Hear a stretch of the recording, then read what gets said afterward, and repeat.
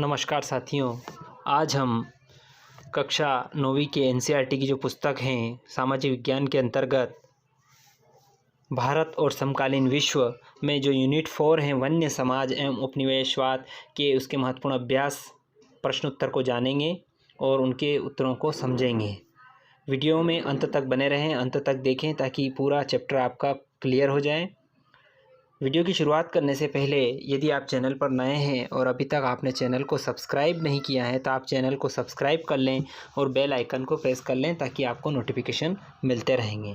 प्रश्न है, औपनिवेशिक काल के वन प्रबंधन में आए परिवर्तनों में इन समूहों को कैसे प्रभावित किया?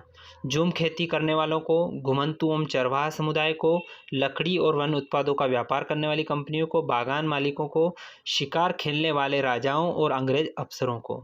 अगला प्रश्न है, झूम खेती करने वाले को वन प्रबंधन निम्न प्रकार से प्रभावित किया। पहला पॉइंट है, सरकार ने घुमंतू खेती पर रोक लगाने का फैसला किया तो परिणाम स्वरूप अनेक समुदायों को जंगलों में उनके घरों को जबरन विस्थापित कर दिया है। कुछ को अपना पेशा बदलना पड़ा तो कुछ ने छोटे बड़े विद्रोह करके प्रतिरोध किया। दूसरा पॉइंट है, घुमंतू और चरवाहा समुदायों को भी वन प्रबंधन में निम्न प्रकार से प्रभावित किया।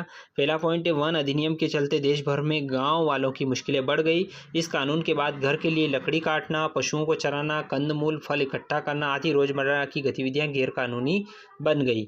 अब उनके पास जंगलों से लकड़ी चुराने के अलावा कोई चारा नहीं बचा और पकड़े जाने की स्थिति में वे वन रक्षकों की दया पर होते जो उनसे घूस ऐंठते थे। जलावनी लकड़ी एकत्र करने वाली औरतें विशेष तौर से परेशान रहने लगी। स्थानीय लोगों द्वारा शिकार करने और पशुओं को चराने पर बंदिश लगा दी गई। इस प्रक्रिया में मद्रास प्रेसिडेंसी के कोरावा, चरावा या येरुकुला जैसे अनेक चरवाहे और घुमंतू समुदाय अपनी जीविका से हाथ धो बैठे। तीसरा पॉइंट है, लकड़ी और वन उत्पादों का व्यापार करने वाली कंपनियों को निम्न प्रकार से प्रभावित किया। पहला पॉइंट, ब्रिटिश सरकार ने कई बड़ी यूरोपीय व्यापारिक कंपनियों को विशेष इलाकों में वन उत्पादों के व्यापार की इजारेदारी सौंप दी। वन उत्पादों पर पूरी तरह सरकारी नियंत्रण हो गया। इनमें से कुछ को अपराधी कबीले कहा जाने लगा और ये सरकार की निगरानी में फैक्ट्रियों, खादानों और बागानों में काम करने को मजबूर हो गए। बागान मालिकों को निम्न प्रकार से प्रभावित किया। यूरोप में चाय, काफ़ी, रबड़ की मांग को पूरा करने के लिए इन वस्तुओं के बागान बने और इनके लिए प्राकृतिक वनों का एक भारी हिस्सा साफ किया गया। औपनिवेशिक सरकार ने जंगलों को अपने कब्जे में लेकर उनके विशाल हिस्सों को बहुत सस्ती दरों पर यूरोपीय बागान मालिक को सौंप दिया। इन इलाकों की बाड़ाबंदी करके जंगलों को साफ कर दिया गया और चाय काफ़ी लगा दी गई। पांचवा पॉइंट है, शिकार खेलने वाले राजाओं और अंग्रेज अफसरों को निम्न प्रकार से प्रभावित किया। शिकार करते हुए पकड़े जाने वालों को अवैध शिकार के लिए दंडित किया जाने लगा। औपनिवेशिक शासन के दौरान शिकार का चलन इस पैमाने तक बढ़ा कि कई प्रजातियां लुप्त हो गई। हिंदुस्तान में बाघों और दूसरे जानवरों का शिकार करना सदियों से दरबारी और नवाबी संस्कृति का हिस्सा रहा था। अनेक मुगल कलाकृतियों में शहजादों और सम्राटों का शिकार का मजा लेते हुए दिखाया गया। और अगला पॉइंट है, वन कानूनों ने लोगों को शिकार के परंपरागत अधिकार से वंचित किया, वहीं बड़े जानवरों को आखेट एक खेल बन गया। अगला प्रश्न है, दूसरा प्रश्न, बस्तर और जावा के औपनिवेशिक वन प्रबंधन में क्या समानताएं हैं?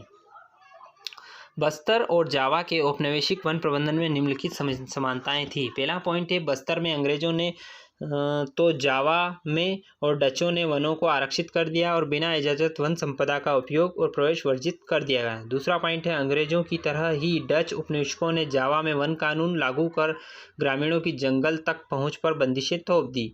बस्तर के गांवों को आरक्षित वनों में इस शर्त पर रहने दिया गया कि वे वन विभाग के लिए पेड़ों की कटाई और ढुलाई का काम मुफ्त में करेंगे और जंगल को आग से बचाए रखेंगे। जबकि जावा में भी डचों ने कुछ गांवों को इस शर्त पर मुक्त कर दिया गया कि वे सामूहिक रूप से पेड़ काटने और लकड़ी ढोने के लिए भैंसें उपलब्ध कराने का काम मुफ्त में किया करेंगे। भारत में बस्तर की ही तरह जावा में भी जहाज और रेल लाइनों के निर्माण के अपने उद्देश्य के लिए औपनिवेशिक सरकारों ने वन प्रबंधन और वन सेवाओं को लागू किया गया। सन 1880 से 1920 भारतीय उपमहाद्वीप के वनाच्छादित क्षेत्र 97 लाख हेक्टेयर की गिरावट आई। पहले के 10.86 करोड़ हेक्टेयर से घटकर 9.89 करोड़ हेक्टेयर रह गया था। इस गिरावट में निम्नलिखित कारकों की भूमिका बताइए। पहला है रेलवे, जहाज निर्माण, कृषि विस्तार, व्यावसायिक खेती, चाय कॉफ़ी के बागान और आदिवासी और किसान। एक एक पॉइंट को हम विस्तृत से समझेंगे। पहला पॉइंट है रेलवे। रेलवे लाइनों के प्रसार के साथ साथ बड़ी तादाद में पेड़ भी काटे गए। अकेले मद्रास प्रेसिडेंसी में 1850 के दशक में प्रति वर्ष 35,000 पेड़ स्लीपरों के लिए काटे गए। सरकार ने आवश्यक मात्रा की आपूर्ति के लिए निजी ठेके दिए। इन ठेकेदारों ने बिना सोचे समझे पेड़ काटना शुरू कर दिया। रेल लाइनों के इर्द गिर्द जंगल तेजी से गायब होने लगे।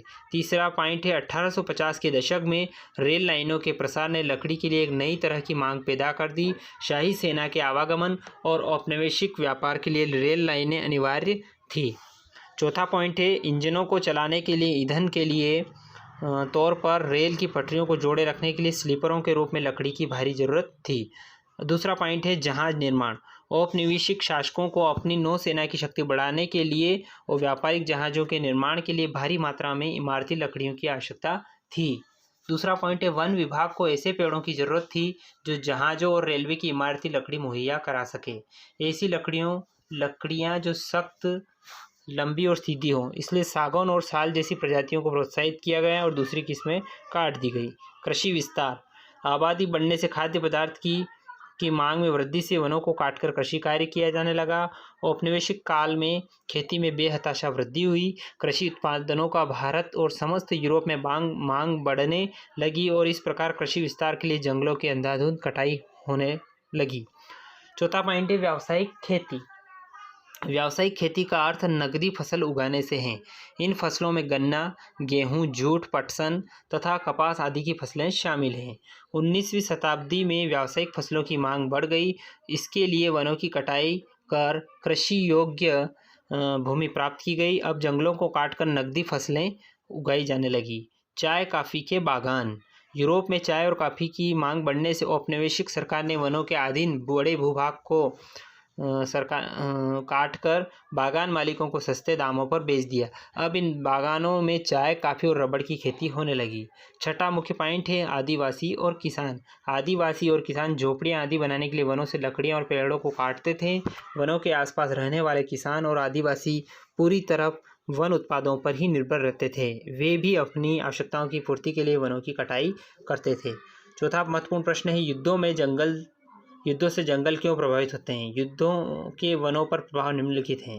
पहला पॉइंट है युद्धों से जंगल प्रभावित होते हैं। उदाहरण के लिए प्रथम विश्व युद्ध 1914 से 1928 तथा द्वितीय विश्व युद्ध ने वनों पर बड़ा भारी प्रभाव डाला था। भारत में जो लोग पौधों पर काम कर रहे थे उन्हें काम छोड़ना पड़ा था। अनेक आदिवासियों ने, किसानों ने एवं अन्य उपयोगकर्ताओं ने युद्धों एवं लड़ाइयों के लिए जंगलों में कृषि के विस्तार के लिए प्रयोग किया। युद्ध के उपरांत इंडोनेशिया के लोगों के लिए वनों एवं उससे जुड़ी भूमि को पुनः वापस पाना बड़ा कठिन था।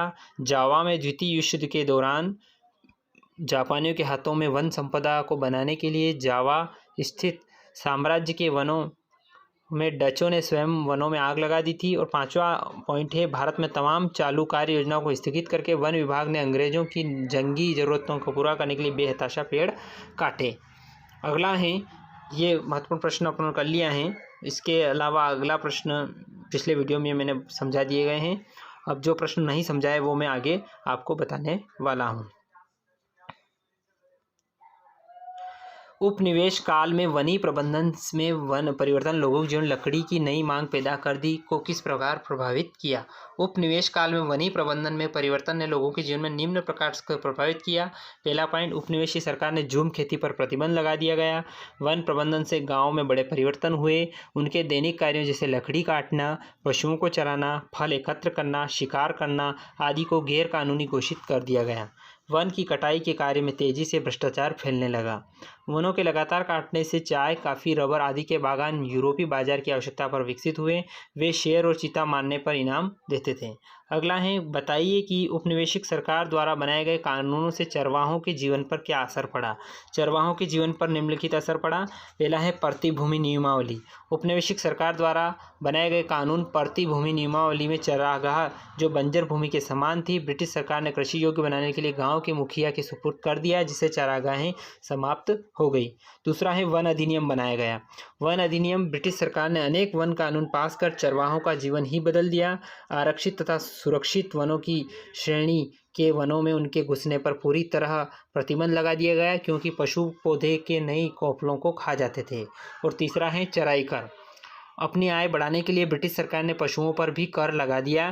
कर देने के पश्चात इन्हें एक पास दिया जाता था जिसको दिखाकर ही चरवाहे अपनी पशु चारा खिला सकते थे। अगला प्रश्न है, जूम खेती से क्या अभिप्राय है? बहुत ही महत्वपूर्ण प्रश्न है, परीक्षा में पूछा जाता है। जूम खेती के लिए जंगल के कुछ भाग को बारी बारी से काटा जाता है और उस पर अल्पकाल के लिए खेती की जाती है। उसकी उर्वरता समाप्त हो जाने पर उसे छोड़कर पुनः दूसरी जगह खेती की जाती है। ऐसी अल्पकालिक खेती को जूम खेती कहते हैं। ऐसी खेती प्राय वन निवासी करते हैं। युद्धों के वनों पर 4 प्रभाव बताइए। ये भी मैं पिछले इसमें समझा चुका हूँ। अब हम देख लेते हैं, कोई सा प्रश्न मैं समझा नहीं पाया हूँ तो एक बार। अगला प्रश्न है, स्लीपर क्या है? ये प्रश्न मैं पहले नहीं बता पाया, इसको अपन देख लेते हैं। स्लीपर क्या है? तो स्लीपर का अर्थ होता है रेल की पटरी आर पार लगे लकड़ी के तख्ते जो पटरियों को उनकी जगह पर रोके रखते हैं। यह कार्य पटरियों के बीच आकर्षण के बल को बनाए रखता है। पहला महानिदेशक किसे नियुक्त किया गया था? बहुत ही महत्वपूर्ण प्रश्न है। पहला वन महानिदेशक डायट्रिच ब्रैंडिस नामक विशेषज्ञ को नियुक्त किया गया था। भारतीय वन सेवा की स्थापना किसने और कब की? 1864 में ब्रैंडिस ने भारतीय वन सेवा की स्थापना की थी। इंपीरियल फॉरेस्ट रिसर्च इंस्टीट्यूट की स्थापना कब और कहाँ हुई? 1906 में देहरादून में इंपीरियल फॉरेस्ट रिसर्च इंस्टीट्यूट की स्थापना की गई। तो साथियों, आज हमने वन्य समाज और उपनिवेशवाद की महत्वपूर्ण प्रश्नोत्तर को जाना है और उम्मीद करता हूं कि आपको सारे प्रश्न समझ में आए होंगे। यदि वीडियो अच्छा लगे तो इसको लाइक करें, ज़्यादा से ज़्यादा इस वीडियो को शेयर करें सभी व्हाट्सएप ग्रुप में, फेसबुक ग्रुप में। और एक बार और आपसे निवेदन है, यदि आपने चैनल को सब्सक्राइब नहीं किया है तो आप चैनल को सब्सक्राइब कर लें और बेल आइकन को प्रेस करना न भूलें। धन्यवाद साथियों। जय हिंद, जय भारत।